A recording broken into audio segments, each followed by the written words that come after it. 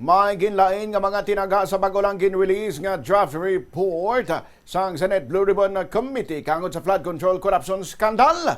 Sa naunang nga draft, nagabutang ang phrase nga recommended to be charged o kung ginarekomendar nga kasuhan sanday Senators Joel Villanueva, Jinggoy Estrada kag Francis Escudero. Sa gin-revise naman nga report na kasiling nga ginarekomendar nga ipaidalom ang tatlo sa preliminary investigation o kung sa fact-finding investigation o kung sa case build-up. Suno kay Blue Ribbon Committee Chairperson, Senate President Pro Tempore Panfilo Lacson, ginhimo ang revision sa mga tinaga akon sa terminolohiya agud nga malikawan ang misinterpretation.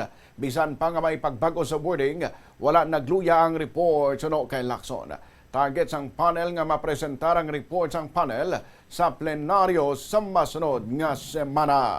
So, in-specify na lang namin na sa halip na instead of using the word charged, to be charged, to undergo preliminary investigation, to undergo fact-finding investigation, to undergo case build-up, yung mga ganon. So, yun din naman talaga yung ibig sabihin doon sa ano, hindi naman namin pwedeng i-recommend sa court na i-charge sa court kasi only the DOJ and the Ombudsman are authorized to file the information for any person to be charged before the court.